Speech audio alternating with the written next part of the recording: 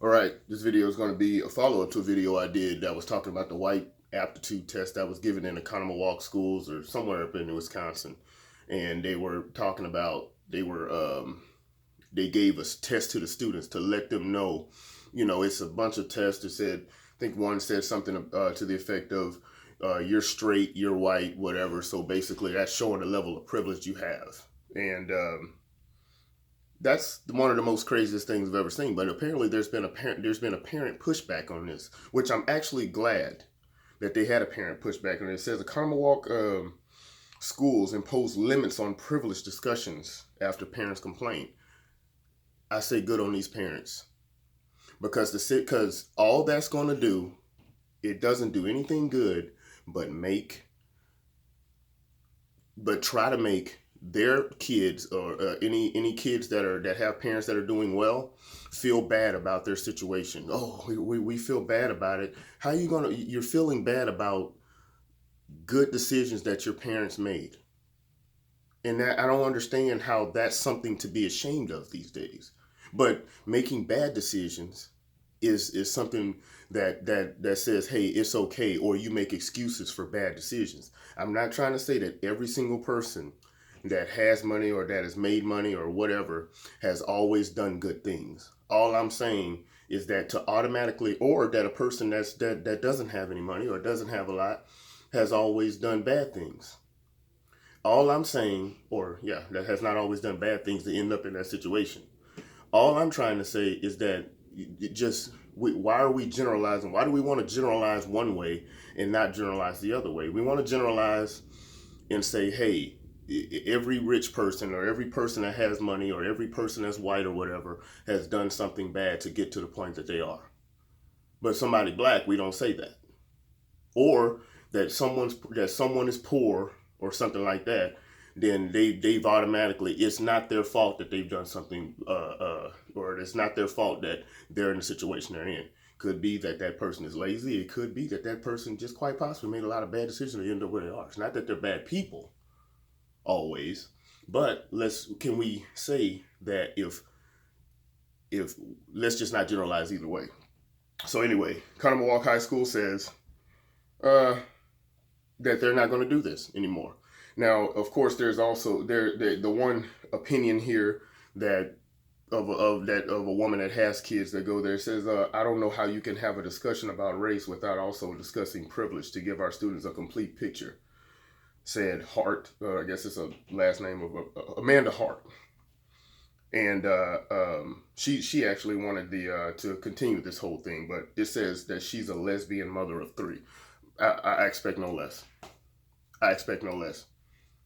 I mean, at this point, of course, because that's going to be from a leftist perspective, right off the bat. She's the one that wanted to keep this thing going and things like that. And what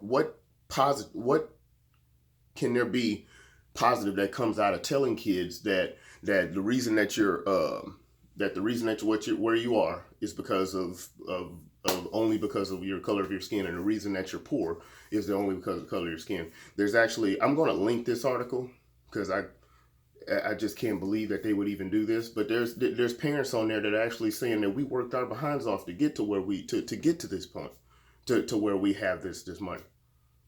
So to automatically demonize people that have money, and it's not like that these people are absolutely rich, but to demonize people for making good decisions, hopefully making good decisions, and having a home and having two parents in the house, to demonize people for that and say that their kid has some kind of privilege.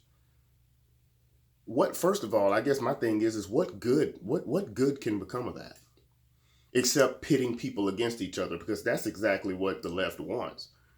This whole intersectionality thing can get this whole intersectionality and trying to make people all it does is divide groups. That's all we're doing here, is dividing groups as far into as many chunks as we possibly can. So what you do there in the privilege test, are you a straight white male? You're in this group right here. You're in the group that has the most. Are you a straight gay male? Or are you a straight white gay male? All right, great. So now you're going to be in this group right here. Are you I'm sorry, straight white gay male. Anyway, if you're a gay male or gay white male, you're in this group right here. If you're a straight black male, you're in this group right here. If you're a gay black male, you can just keep going. It's just the pie.